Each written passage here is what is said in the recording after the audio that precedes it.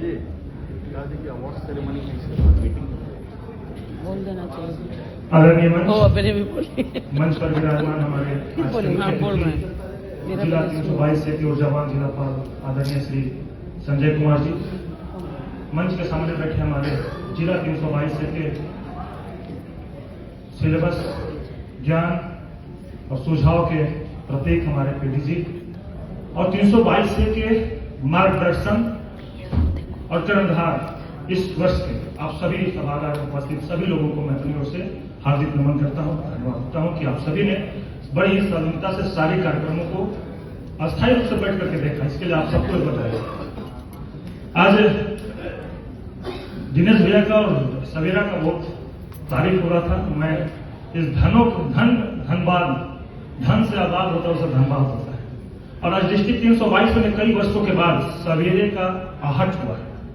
एक पॉजिटिव, एक शानदार और अनुशासित बैठक कहीं न कहीं हमें आगाज करता है कि आने वाला 322 से का इस पहला सवेरा है और दिन अभी बाकी है शिवराज जी, मेरे और आने वाले नेतृत्व के लिए। इसके लिए सवेरा का बहुत बहुत आभारी है कि आपने इतना शानदार व्यवस्था दिया। आज हमारे संजय भैया का मैं विशेष रूप से एक 322 के लिए एहसान आपने किया है, ऑनरेरी कमेटी का चेयरमैन हमारे एसपी सर को बना करके। इतने योग्य प्रशासक जो निष्पक्ष रूप से निर्णय लेते हैं, चाहे सामने कोई भी हो, मैं प्रभावित हूं सर। मुझे उम्मीद है कि आपका दिशा निर्देश आने वाले नेतृत्व को उसी तरह मिलेगा। बात मैं करता हूं आज के परिवेश में जो अभी स्थिति घटना घट रही है लगातार, हम इतने अटूट और इतने सबल हैं कि नकारात्मक छवि को भी इग्नोर करते हैं और सकारात्मक बैठकों में हम उपस्थित रह रहे हैं। ये हमारे ताकत और हमारी इच्छा शक्ति की मजबूती कि हम लोग इतने नकारात्मक माहौल में भी सकारात्मक रूप से बैठकर चर्चा करें समाज सेवा का। आज ऑनरेरी कमेटी की बैठक में हमने 3 प्रस्ताव सर के सामने प्रस्तुत किया। मुझे खुशी है कि आपने सहर्ष उसको स्वीकार किया। कहीं ना कहीं 322 के भविष्य के लिए यह बहुत जरूरी है। मैंने सर से अपने प्रस्ताव में पहला बोला कि वाद विवाद निराकरण समिति बने। अभी हो क्या रहा है, मुझे संजय सिंह से किसी चीज की समस्या हम व्हाट्सएप पर डालते हैं, ये पद पर है, और संजय जी की अवहेलना या अपमान सिर्फ संजय जी की नहीं है, 322 से के लगभग 3000 सदस्यों की है। और अगर इस कार्यक्रम में मैं संजय जी के खिलाफ अगर लिखता हूं तो मैं अनुशासनहीन तो हूं, लेकिन उस प्रतिक्रिया में भी कोई अगर प्रतिक्रिया देता है उस व्यक्ति के खिलाफ, तो यकीन मानिए आप आग में घी डाल रहे हैं। आज से 322 से के सभी सदस्यों को शपथ खाना होगा, किसी भी व्यक्ति के लिए कोई भी प्रतिक्रिया अगर कोई देता हो तो मुझे उसके बदले में एक चीज देना है, हम मौन हो जाएंगे, उस मैसेज को इग्नोर करेंगे। अभी क्या है कि अभी बात हुआ, मंजू दीदी ने बोली कोई से व्यक्ति को तुरंत निकालिए, मैं उसमें एक और चीज जोड़ता हूं। वैसे व्यक्ति अगर कुछ लिखते हैं और जिस व्यक्ति के खिलाफ लिखा जा रहा है वो अगर चुप है तब उसको सिर्फ निकालिए, लेकिन उनके पक्ष में अगर कुछ और लोग लिख रहा है, लेकिन मानिए विवाद पैदा करने का कारण वो भी है, तो उनको भी निर्णय लेकर के निकालिए। दूसरा मैंने प्रस्ताव किया रिएक्शन। व्हाट्सएप ग्रुप में किसी भी तरह का कोई रिएक्शन नहीं देना है, इसके लिए आप शपथ खा लें। 322 से के बेहतरी के लिए सबसे बढ़िया बात है कि हमें गलत मैसेज पर रिएक्शन नहीं देना है। होता क्या है कि जब हम कुछ लिखते हैं किसी के खिलाफ, उसमें 10 लोग थम दिस डेट करता है, तो मेरा कॉन्फिडेंस लगता है कि हम सही लिखे तभी तो उतना लोग दिया है। उस संख्या देखता है, यकीन मानिए कोई भी व्यक्ति हम आप हों, जितना ज्यादा रिएक्शन उतना ज्यादा मनोबल बढ़ता है। तो आज से शपथ लेना कि 322 से में कोई भी व्यक्ति नेगेटिव कोई छवि पेश करता हो व्हाट्सएप ग्रुप में, तो मुझे उसमें कोई रिएक्शन नहीं करना है। तीसरा जो सबसे बड़ा बात सर ने समाप्त करने का लगभग 90% सर आपने अचीव किया है। बहुत सारे पीडीजी के कार्यकाल की विवाद चल रहे हैं। आज ऑनरेरी कमेटी में लगभग 1 घंटे की बैठक में 45 मिनट हम लोग इसी बात पर खत्म कर दिए, जो बहुत ही खेदजनक है।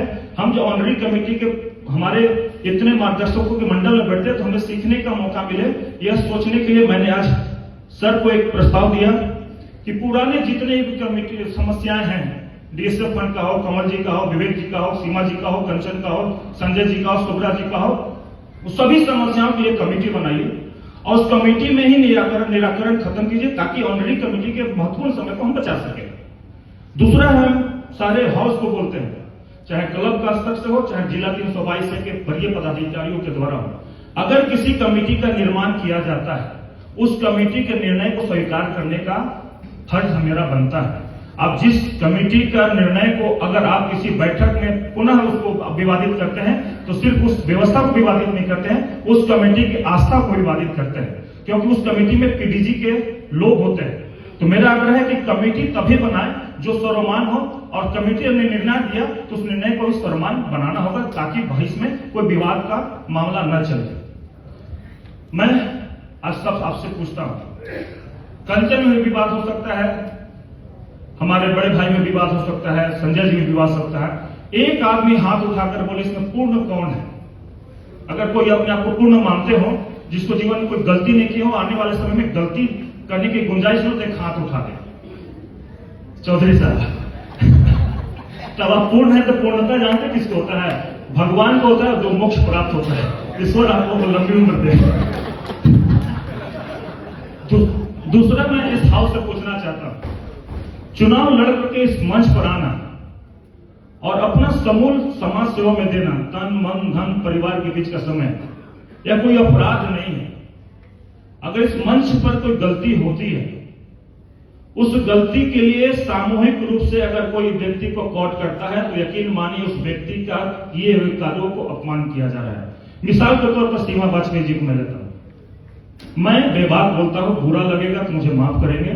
अभी मैंने महसूस किया कि सीमा, एक मैं आज इस मैसेज को देना चाहता हूं कि कल इसको दोहराया ना जाए, और किसी के कद को बड़ा और किसी के कद को छोटा नहीं करना चाहता। अभी सीमा वाजपेयी जी, उनके पुत्र जब दोनों खड़ा थे, कोई एजेंडा लेकर आए थे, मुझे लगा कि इनके पिताजी ने एक्सपायर किए। मैं भावनात्मक आदमी हूं, इसी वर्ष एक्सपायर किए। इनका सजा था कि डिस्ट्रिक्ट गवर्नर बन गई, और आज अपने पति और अपने पिता को खो करके इस मंच पर आए थे।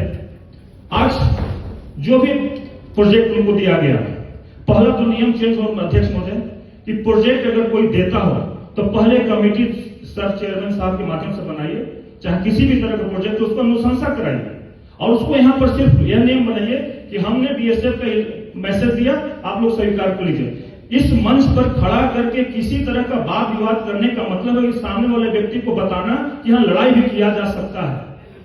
इतने लोग आए हैं, इनको लगना चाहिए कि अनुशासन है। आज मैं प्रकाश अरोड़ा साहब बैठे हुए हैं, आज तक डिस्ट्रिक्ट गवर्नर नहीं बने, लेकिन जब मैं लियो क्लब से संघर्ष करके आगे बढ़ रहा था, तो इनका पर्सनालिटी भी डिस्ट्रिक्ट गवर्नर का था, इसलिए इनका सम्मान हम लोग बहुत ज्यादा करते थे।